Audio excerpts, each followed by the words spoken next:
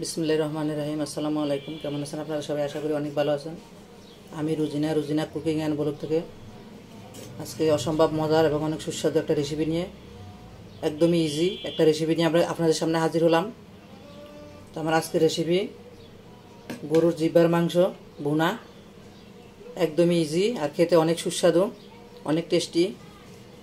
তো আপনারাও খুব সহজেই এইভাবে করে রান্না করে নিতে পারেন এই অসম্ভব মজার এই জিহ্বার মাংস ভুনা। একবার রান্না করে যাকেই খাওয়াবেন সেই আপনার ফ্যান হয়ে যাবে আর আপনার প্রশংসা করবে, এতটাই মজা। তো একবার হলো ঘরে এভাবে করে রান্না করে খাবেন। তো চলুন কথা না বাড়িয়ে মূল রেসিপিতে চলে যাই, দেখে নিই আজকের এই রেসিপি কীভাবে করে করা হলো। পরিবেশন করার জন্য আমি একটা প্লেটে তুলে নিচ্ছি। হ্যাঁ বন্ধুরা, আজকের আমার এই রেসিপি যদি আপনাদের কাছে ভালো লেগে থাকে, গরুর জিহ্বার মাংস ভুনার রেসিপি, তো আমার এই ধরনের মজার এবং নিত্য নতুন রেসিপি পাওয়ার জন্য আমার চ্যানেলটাকে সাবস্ক্রাইব করে আমার সাথেই থাকবেন আর পাশে থাকা বেল আইকনটা ক্লিক করে দিবেন, যাতে করে নতুন নতুন ভিডিও আপলোডের সাথে সাথে আপনাদের কাছে পৌঁছে যায়। আর চলুন ভিডিওটা শুরু করার আগে লাইক এবং শেয়ার দিয়ে ভিডিওটা দেখা শুরু করি। দেখে নিই আজকে কীভাবে করে এই জিহ্বার মাংস ভুনা করা হলো।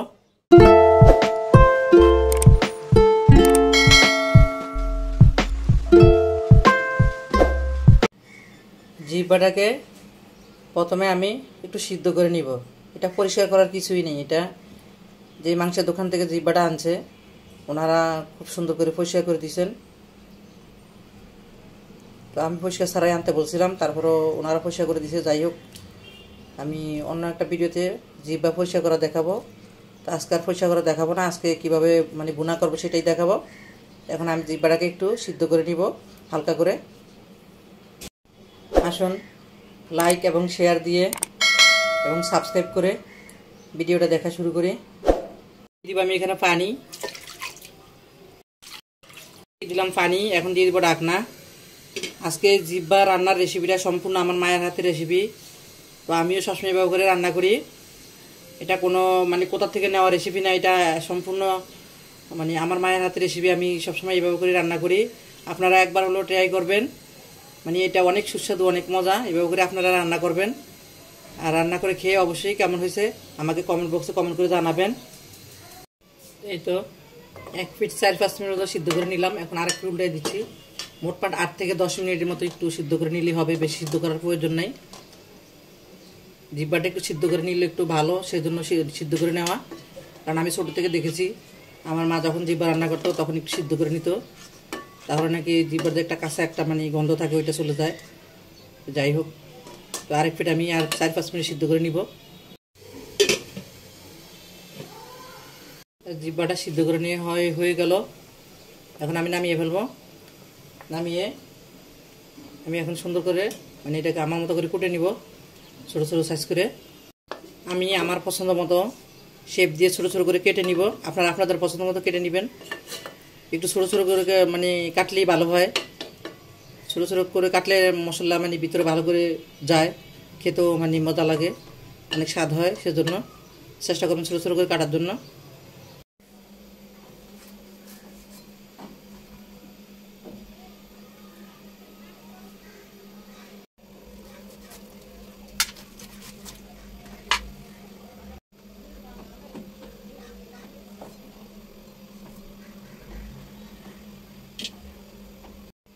বেশি নাই, এই দেখেন আফসা আফসা সামান্য একটু একটু আছে।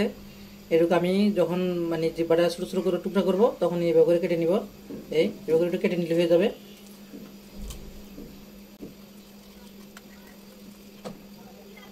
আজকে সম্পূর্ণ জিহ্বাটা আমি বড়ি দিয়েই কাটতেছি। আপনারা চাইলে দা, বটি, ছুরি অথবা যে কোনো কিছু দিয়ে কাটতে পারবেন, কোনো সমস্যা নেই। যেটা দিয়ে কেটে অভ্যস্ত সেটা দিয়ে কাটবেন। আমি সবসময় বটি দিয়ে কাটাকাটি করতে বেশি পছন্দ করি, তাই আমি বটি দিয়ে কেটে নিলাম। চুলায় একটা ফ্যান বসাই দিয়েছি। এখন দিয়ে দিব তেল। দিয়ে দিলাম পরিমাণ মতো তেল। এখানে এখানে প্রায় 2 টেবিল চামচ তেল আছে।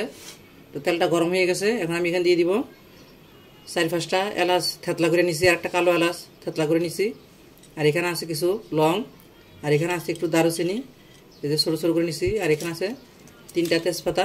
এখন এগুলো আমি দিয়ে আগে একটু ভেজে নিব। তেজপাতাগুলো আমি মাঝখান দিয়ে 2 ভাগ করে দিছি গ্রানটা সুন্দর আসার জন্য। আর এগুলো দিয়ে দিলাম মশলাগুলো। তো মশলাগুলো আমি কয়েক সেকেন্ড একটু ভেজে নিব। যখন মশলা থেকে সুন্দর একটা স্মেল বের হবে এই পর্যায়ে আমি দিয়ে দিব এখানে পেঁয়াজ, আধা কাপ পেঁয়াজ দিয়ে দিব। আপনারা চাইলে এই পর্যায়ে এখানে বাটা পেঁয়াজ ব্যবহার করতে পারেন। তো আমি এখানে বাটা পেঁয়াজটা দিলাম না, আমি কুচি করে কাটা পেঁয়াজ দিলাম। দিয়ে দিব খালি করে রাখা 3টা কাঁচামরিচ, জালটা আপনাদের স্বাদ মতো দিবেন। আমি গুঁড়া মরিচও ব্যবহার করবো, সেজন্য আমি কাঁচামরিচ কম দিলাম। তো আমি সবগুলো একটু এখন ভেজে নিব পেঁয়াজের কাঁচা গন্ধটা যাওয়া পর্যন্ত। পেঁয়াজ ভেজে নেওয়া হয়ে গেল। পেঁয়াজ আমি বেশি লাল করি নাই, মানে কাঁচা গন্ধটা যাওয়া পর্যন্ত ভেজে নিছি। এখন আমি বাকি মশলাগুলো অ্যাড করে দিব। এখানে দিয়ে দিব আধা চা চামচ গরম মশলার গুঁড়া, এখানে আধা চা চামচ ধনিয়ার গুঁড়া। মশলাগুলো একটু নেড়ে ছেড়ে দিয়ে দিলাম এখানে আমি 1 চা চামচ রসুন বাটা, 1 চা চামচ আদা বাটা, আধা চা চামচ জিরা বাটা।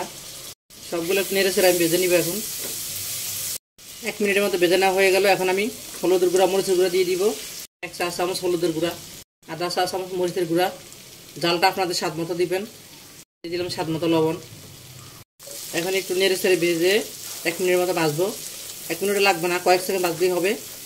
তারপরে আমি এখানে পানি অ্যাড করে দিব। দিয়ে দিলাম পানি, হাফ কাপের একটু বেশি পানি দিছি আমি এখানে, এই যে এতটুকু পানি দিছি। এখন আমি এটাকে ভালো করে কষাই নিব, তেলটা উপরে ওঠা পর্যন্ত কষাবো। এখন ঢাকনা দিয়ে দিব। দিয়ে দিলাম ঢাকনা। মশলাটা কষানো হয়ে গেল, এটা তেল উপরে উঠে আসছে। এখন আমি জিব্বাগুলো দিয়ে দিব এখানে। এটা আজকে আমি গরুর জিব্বা নিয়েছি। এখানে গরুর জিব্বা আপনারা সেম প্রসেসে খাসি অথবা ভেড়া, দুব্বা যে কোনো জিব্বাই আপনারা সেম প্রসেসে এইভাবে রান্না করে নিতে পারবেন। এখানে 800 গ্রামের মতো জিব্বা আছে, কারণ এখানে শুধু জিব্বার মাংস, এখানে আর কোনো মাংস নাই, অন্য কোনো বাড়তি কিছু নিই আমি, শুধু জিব্বার মাংসগুলোই নিছি। এখানে 800 গ্রামের মতো মাংস আছে। তো এখন দিয়ে দিব আমি। আপনারা দেখতেই পাচ্ছেন আমি কত ছোটো ছোটো করে এগুলোকে কেটে নিছি। চেষ্টা করুন এরকম ছোটো ছোটো করে কেটে নেওয়ার জন্য জিব্বা, তাহলে টেস্টটা অনেক সুন্দর হয়, অনেক মজা হয় খেতে। আমি জিব্বাগুলোকে এভাবে ছোটো ছোটো করে কেটে তারপর ভালো করে আবার ধুয়ে নিয়েছিলাম, দিয়ে পানি জড়াই নিছি।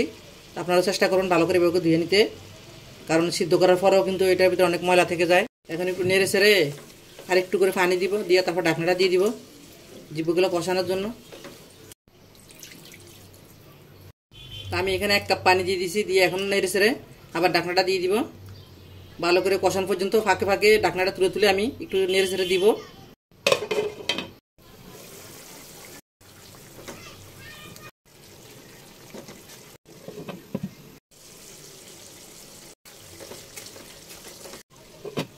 জিব্বার মাংসগুলো কষানো হয়ে গেল। এখন আমি একটু নেড়ে ছেড়ে তারপর পানি দিয়ে দিব এখানে।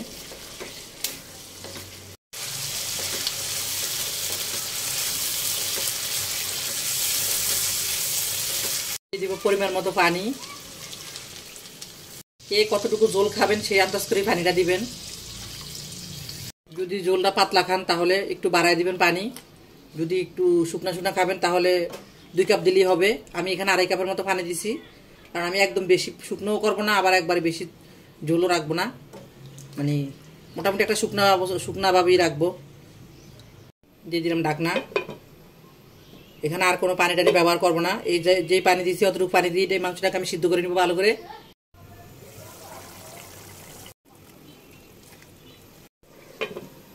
আমার জিব্বার মাংসগুলো রান্না কিন্তু মোটামুটি কমপ্লিট। এখন আমি যেটা করব, মানে একটু করে তেলে বাগার দিব। চুলা একটা তেলের কড়াই দিয়ে দিছি আমি, এখানে 1 টেবিল চামচ তেল দিয়ে দিছি। প্রথমে দিয়ে দিব আমি এখানে কিছু রসুনগুলো একটু বড় বড় করে আমি কেটে নিছি। এখানে 2 কোষ রসুন আছে। দিয়ে দিব একটু করে পেঁয়াজ কুচি। এখন আমি পেঁয়াজটাকে ভালো করে ভেজে নিব। দিয়ে দিব আমি 2 থেকে 3টা শুকনো মরিচ। পেঁয়াজগুলো ভেজে নেওয়া হয়ে গেল। এই পর্যায়ে নামিয়ে ফেলবো, কারণ বেশি লাল করলে পেঁয়াজগুলো তিতা হয়ে যাবে, সেজন্য একটু সামান্য ব্রাউন কালার হলে মানে নামিয়ে ফেলতে হবে।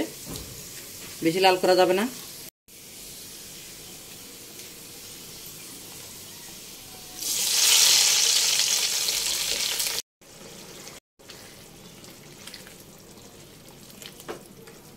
দেখুন জিহ্বার মাংসটার কালারটা মাশাআল্লাহ কতটা লোভনীয় হয়েছে এবং দেখতে কতটা সুন্দর হয়েছে।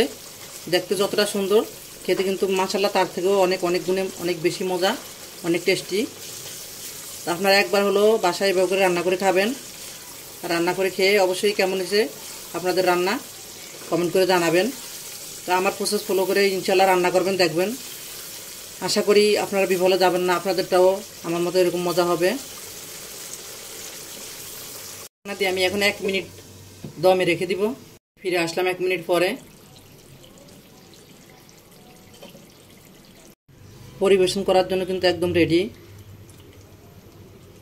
আশা করি আমার আজকের এই গরুর জিহ্বা মাংস রান্নার রেসিপি আপনাদের কাছে অবশ্যই ভালো লাগবে।